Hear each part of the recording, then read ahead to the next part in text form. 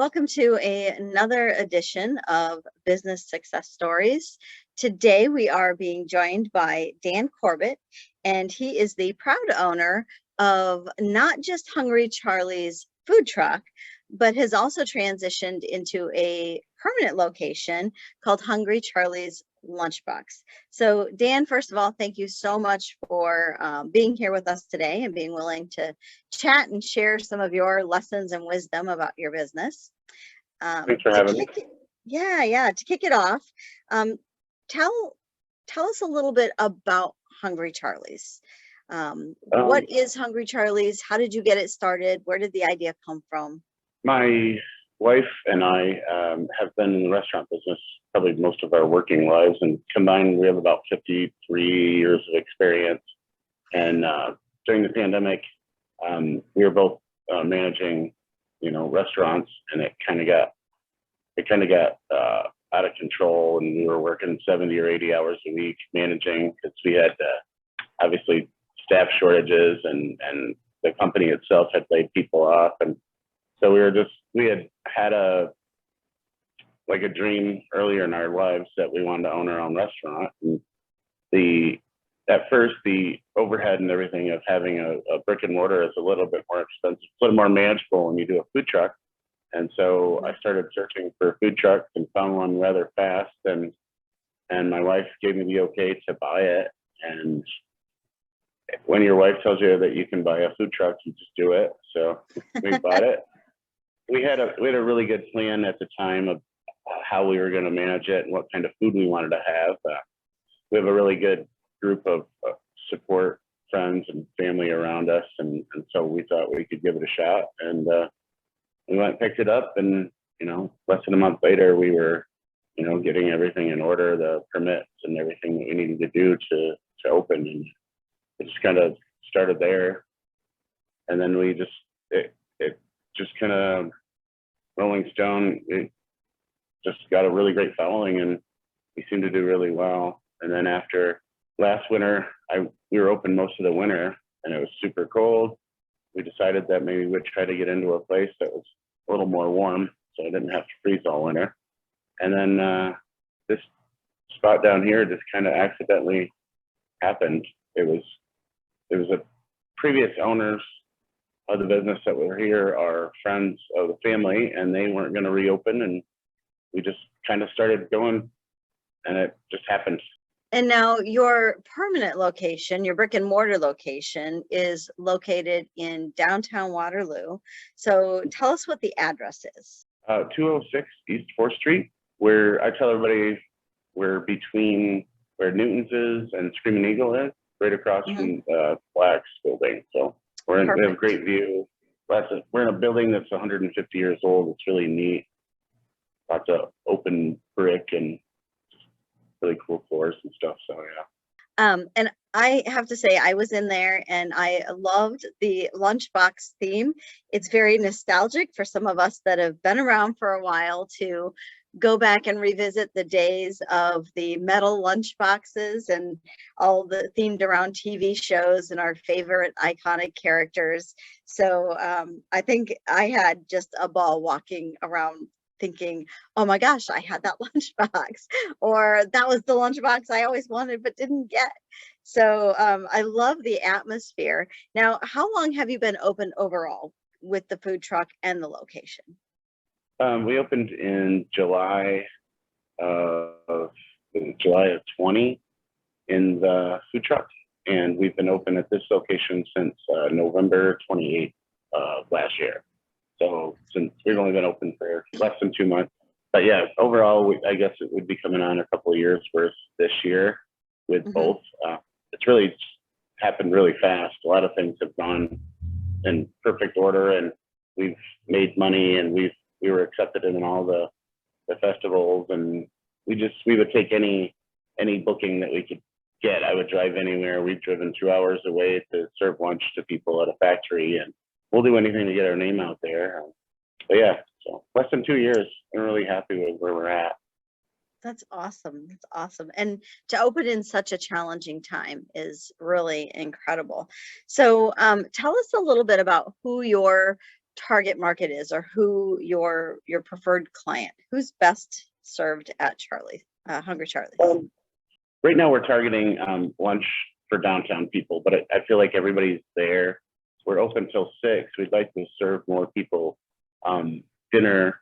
In the food truck, we had a really good dinner rush, which isn't really the same downtown. So right now we do 80% of our business for lunch, but we'd like to expand to make it busier at night too. So I think probably business people and people from downtown that are local, that are close by. Davis had told me a number of how many people lived within a mile at downtown and how many people work within a mile at downtown, and it's a lot, and thousands of people, and there's definitely people that you can tap into for that. Yeah.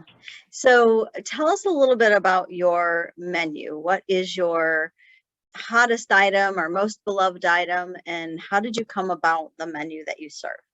In the food truck itself, it's tiny inside there, and you usually limited yourself to a few items. And I always wanted to, well, we have the ingredients, we should just make this. It became complicated when you're the only person working to make 10 different things. So when I was writing this, I tried to incorporate new stuff. We don't have a fire suppression system or a hood, so we can't technically cook. Some of the favorites in the food truck were burgers and fries. We can't do that in here because we don't have the equipment that we need installed. So we went with like panini press, and we're homemade soups, homemade cold salads, mac salad, potato salad, and then we also have our probably most popular items are the turkey bacon club panini, and then Reuben, and then we also have hot dogs, which everybody loves, pita bread, like built pita bread and croissants. Again, we make our own chicken salad, tuna salad. Those are all pretty loved. Our best sellers, like I said, are probably the turkey bacon club, the Reuben, and Chicago dogs.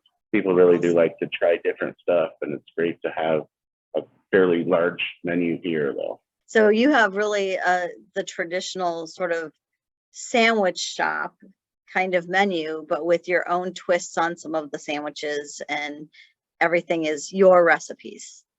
Yep. Awesome. So you've been open in a brick and mortar now for a few months, and you are coming off of being open for a little bit longer in the food truck.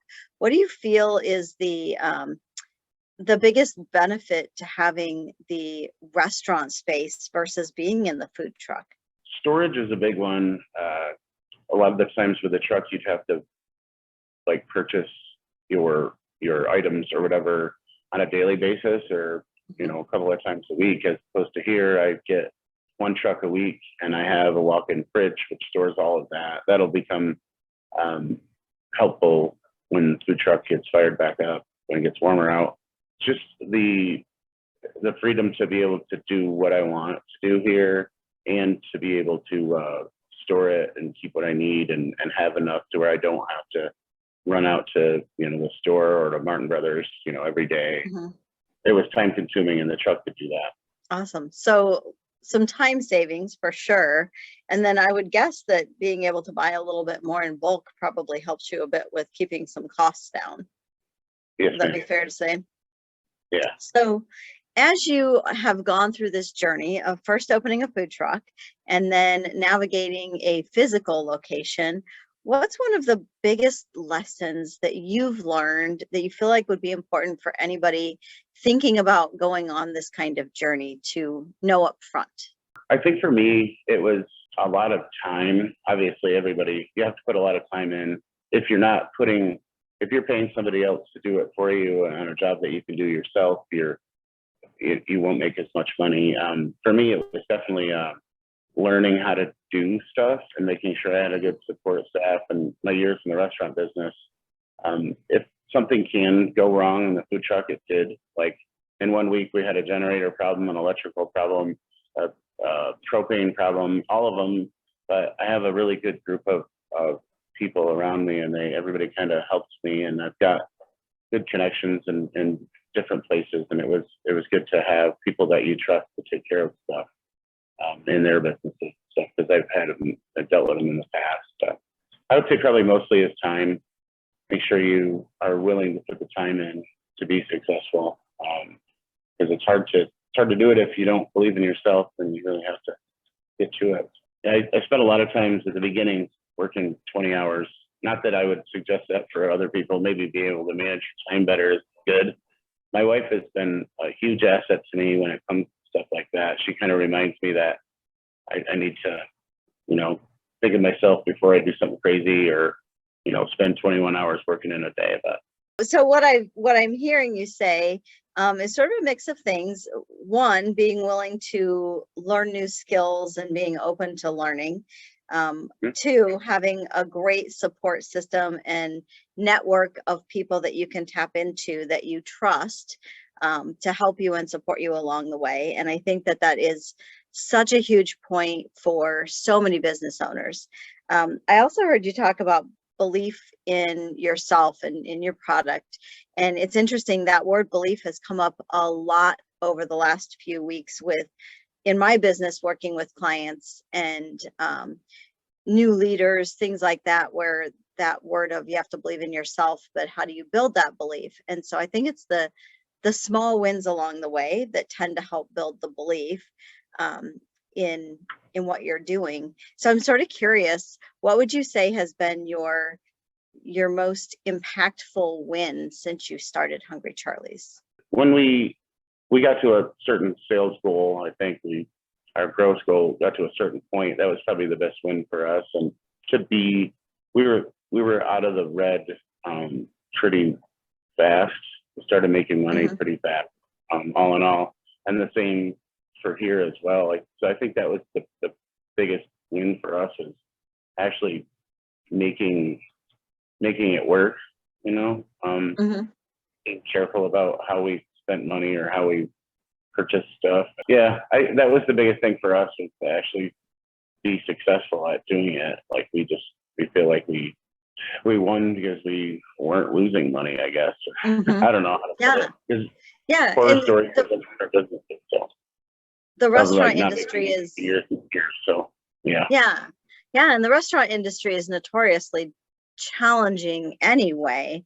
So and then you add the COVID situation on top of it, and hiring, and it creates a pretty scary dynamic, honestly. So when you think about how fast you guys were able to get into being out of the red and into the black, being able to turn a profit, what advice would you give when it comes to expenses and being able to turn a profit to a new restaurant owner or somebody who's considering opening their own restaurant?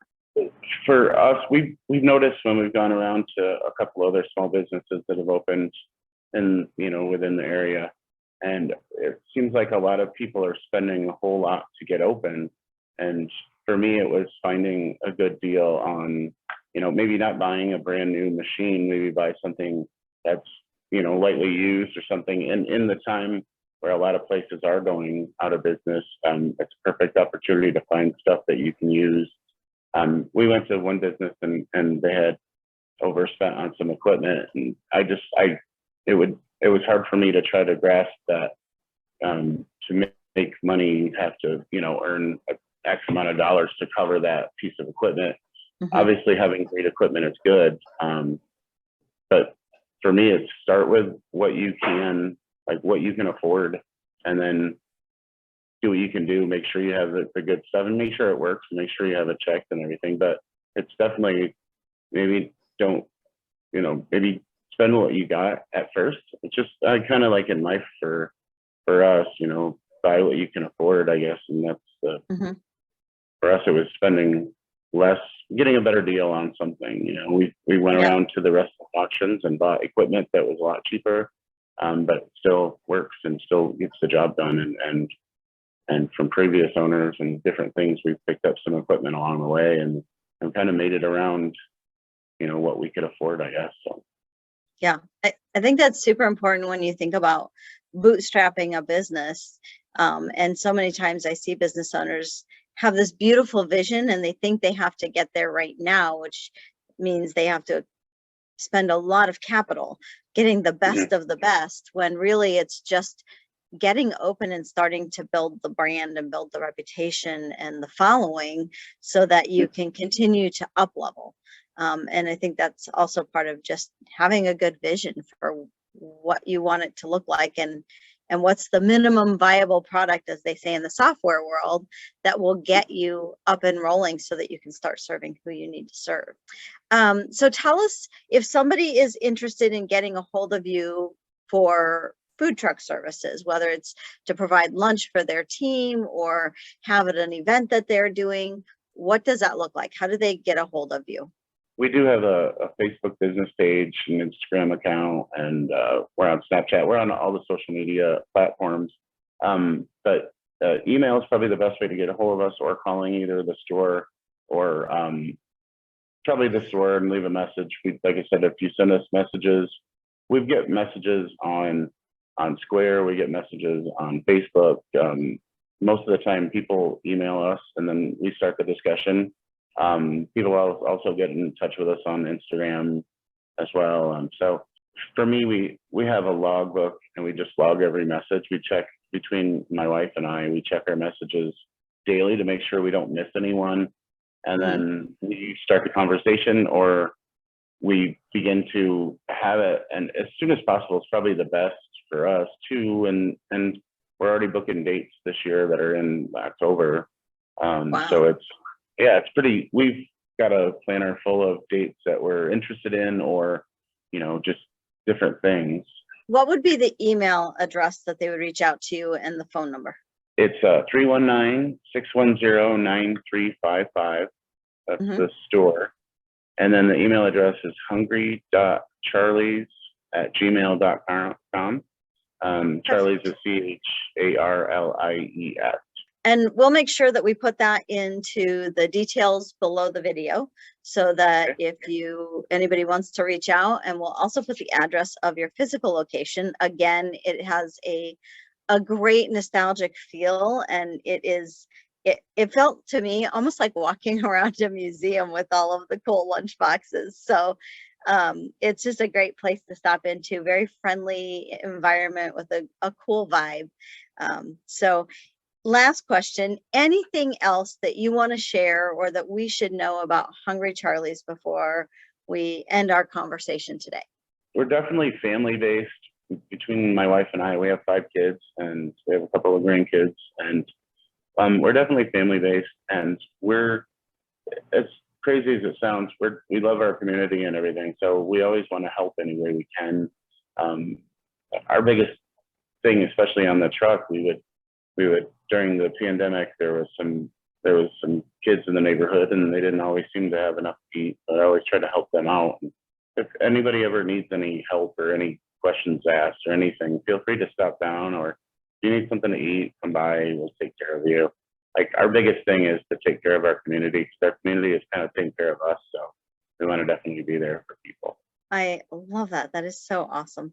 All right. Well, thank you, Dan, for joining us. Again, we were talking to Dan Corbett of Hungry Charlie's Food Truck and Hungry Charlie's Lunchbox, which you can get lunch and dinner. And I highly suggest that you check out the details in the box below, and make sure that you stop on down in Waterloo on 4th Street and say hi to Dan and his team. Thank you.